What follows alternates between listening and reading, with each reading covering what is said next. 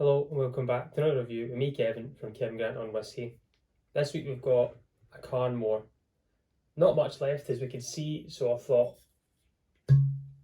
see if I've got one left. I might have two. Maybe have a wee last of this later on.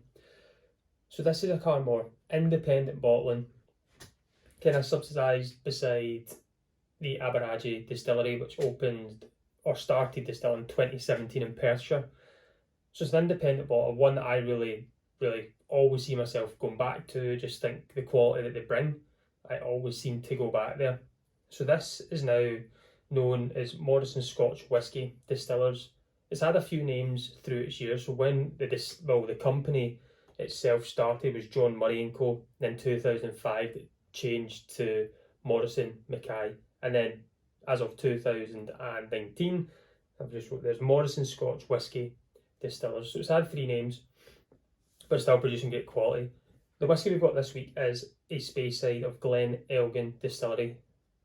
So Glen Elgin, I don't know too much about. The only time we really see Glen Elgin is through the Flora and Fauna series from Diageo. It was put in there, I think maybe as a 12-year-old, I can't really remember. But this is a 13-year-old, distilled in 2007. It's a PX sherry, but as we can see by the colour, it looks like Dr Pepper, the colour of it. 508 bottles and bottled in 2021. Everything that they do from the Carn Mor range itself, the Strictly Limited series, is 47.5% non-chill filtered natural colour. So we've got all those good numbers, all those good qualities. It's very plain Jane on the very front. Tells you exactly what we need to know. And that's what I really like about it. The bottle design since they moved is great. Before it used to be quite plain, not much to it, but they've given this nice kind of revamp, which I like. So if we go into Glen Elgin itself, Speyside, so I'm kind of looking for those kind of lighter notes, but I think the PX really will overpower here. So Glen Elgin was founded in 1898. Building starts happening in 1900, I think 1900 on the nose. Production and everything stopped. It just never took off. We move over to like 1901. I think it was bought over by Glenlivet or something along those lines. I wrote it down there. Glen Elgin, Glenlivet Distillery Company. So they bought it over 1901. Again, we had similar things happen where it was closing, reopening, closing, reopening. So it's had a tough time through its life. We only see, I had to write down here, as a 12-year-old in its core range. They brought out a limited release 18-year-old, but I have never seen a Glen Elgin official bottling from the distillery itself. So it's good to try it. We're able to experience this whisky because it's hard to get. We only have like one option of the 12-year-old, which again, I say I've never seen it in stores. I've never walked by and saying, oh, there's Glen Elgin. So getting it in PX, this really kind of, as you can tell, it's going to be sweet. It's going to be out there. But enough of that chat just now. Let's get this on the nose, get it on the palate. I'm going to be quite sad, I think, when this finishes, and that could be by the end of the day. But let's see. So on the nose, first of all, like the colour of it. There's a real nice waxy note to it. Got kind of that cherried sweets, cherry candy, sweet cherry, forest gateau fruits, a real syrupy tang to it. It's with a little bit of spice as well, I think, off the nose. But yeah, real cherry candies, gateau fruits, like they've been mushed. It's just got that, they've blended all together.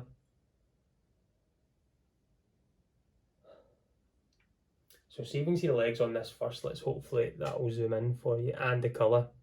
Unbelievable. Right. Let's get this on the palate. First jam of the day. 47.5%. So I feel my palate should be ready for that. Slange around.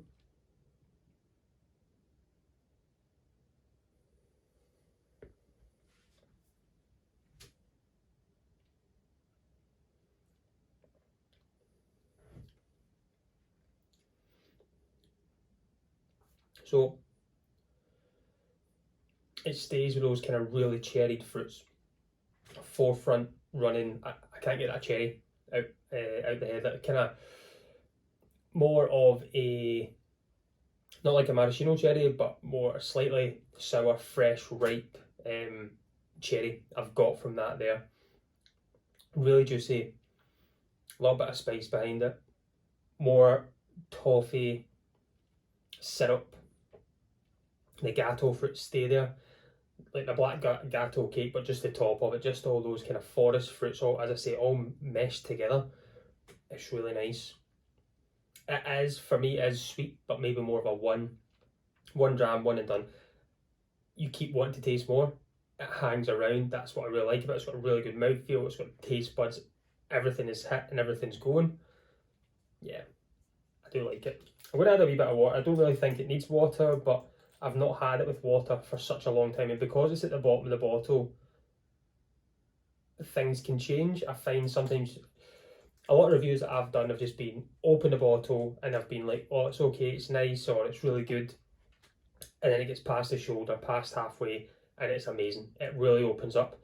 And sometimes the flip side, it can die a little bit off. It just plateaus, and it just starts to kind of lose its bite, lose its grip. But this here, I feel like it's done well in the bottle. It's a lot of it has been shared. This hasn't been all me. It was actually a friend that brought it round and left it with me. And it was a lot shared. So unfortunately I've got enough to share. I'll be finishing, I think I'll just finish it later. So we've got a wee bit of water in there now. As I say, we're sticking with that cherry, we're sticking with the gateau fruits, a little bit of kind of syrup note to it, a little bit of spice, wax. I say that really kind of waxy note to it. I think that's where that really good mouthfeel comes from. And it feels like it sticks to your teeth.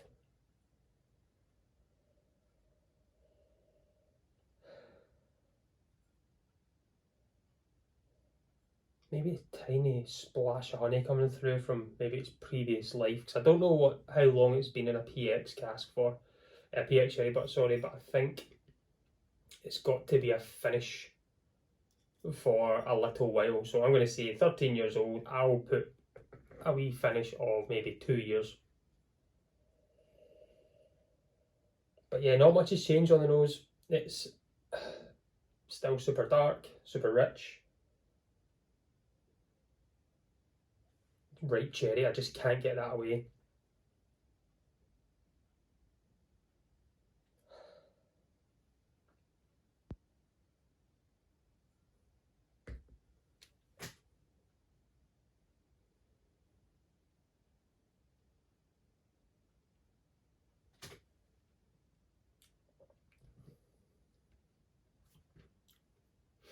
Wee bit of spice stays there.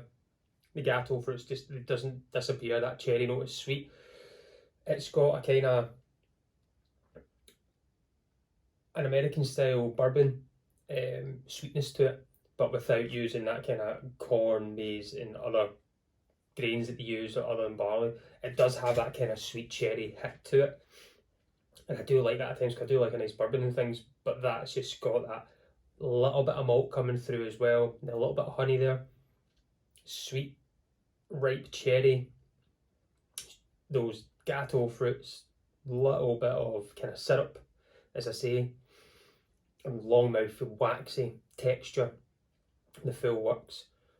So you look at Glen Elgin, we go back again and see the 12-year-old, but what I forgot to say is the White Horse blend has a huge stake in that. Is a lot of the DNA of White Horse is Glen Elgin.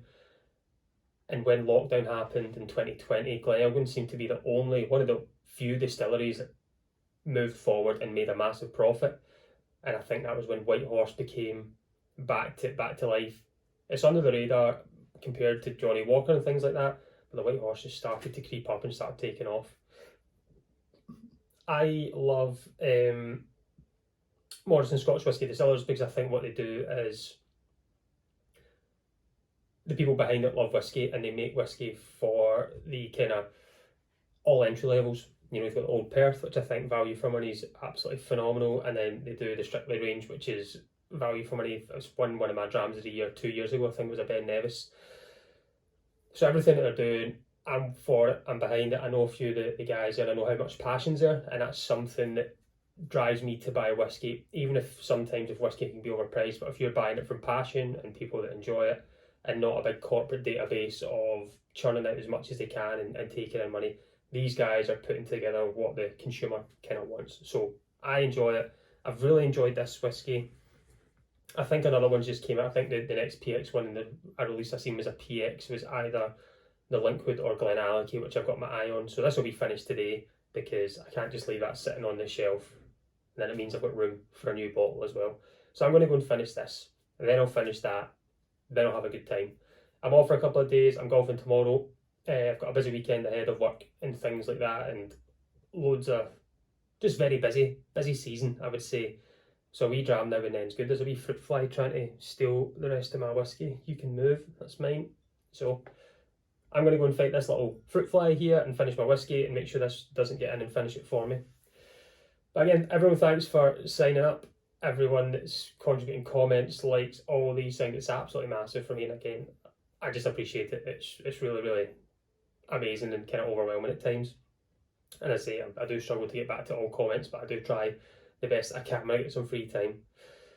So thanks for liking it, thanks for subscribing, and if you do want weekly content, hit the subscribe button. I do come here every Friday best I can, and I've got some new stuff hopefully for next week. I'll see what I can find. But I'm going to go and sit back, enjoy, relax, as I do, as always. I've been Kevin from Kevin Grant on Whiskey. Join me next week. Let's talk whiskey. Sludge.